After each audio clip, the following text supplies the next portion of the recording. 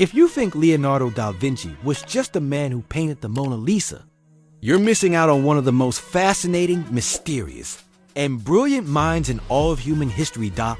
This is not just a story of an artist. This is the story of a man who tried to understand everything, from the flow of rivers to the mechanics of flying, to the soul behind a smile. Leonardo da Vinci was a painter, but he was also a sculptor, a musician, a military engineer, a stage designer, a mathematician, an anatomist, a botanist, an architect, a poet, and a philosopher.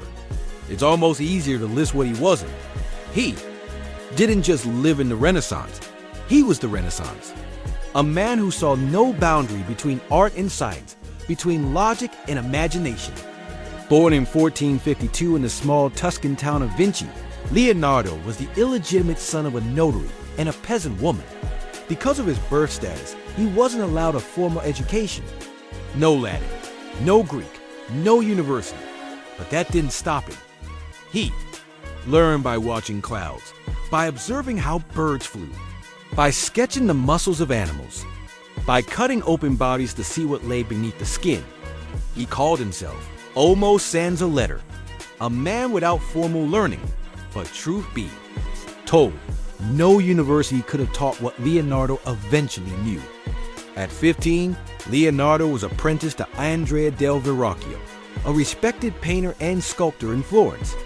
And it didn't take long before the student outshined the master dot in one famous story. Verrocchio asked Leonardo to help paint an angel in one of his religious artworks. When he saw what Leonardo had painted, the light, the softness, the lifelike presence, Verrocchio allegedly dropped his brush and never painted again.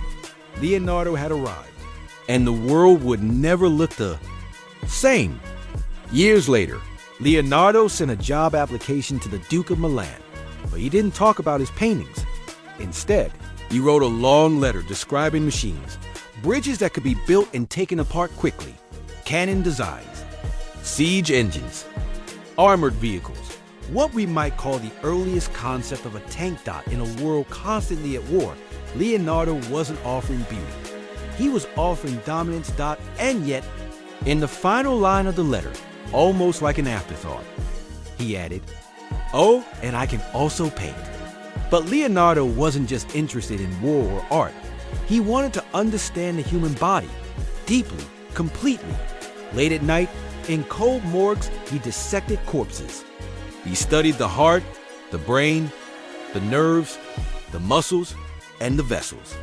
He was the first to correctly draw the human fetus in the womb, the first to realize how valves in the heart worked.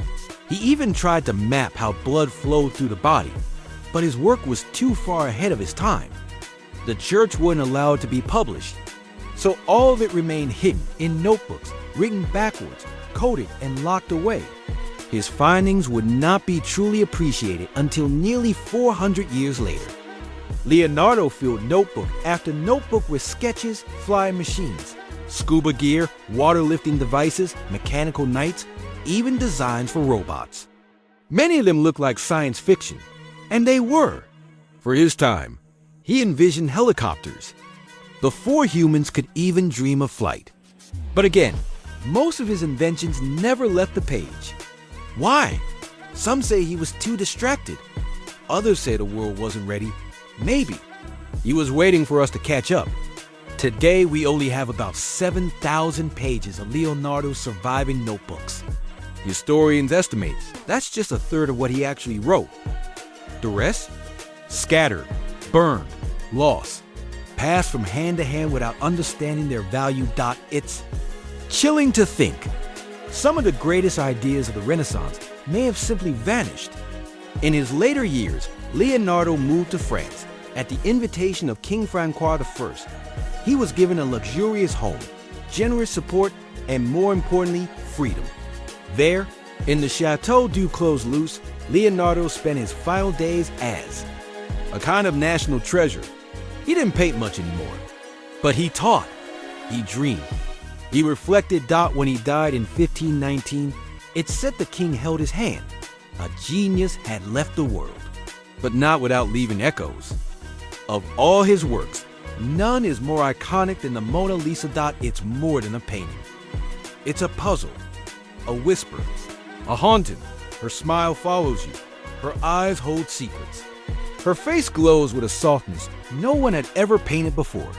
Leonardo used a technique called sfumato, a smoky blending of light and shadow that made her look real, more than real, eternal. Leonardo da Vinci's genius wasn't in how much he knew. It was in how he saw. He saw that art and science were not enemies, but partners. He believed that beauty had rules, and that the universe had a soul. His work continues to inspire. Everything from surgery to engineering to space travel. He once said, "Learning never exhausts the mind. It only ignites it."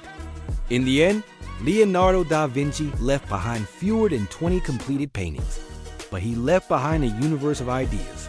Unfinished? Maybe. But genius isn't always about finishing.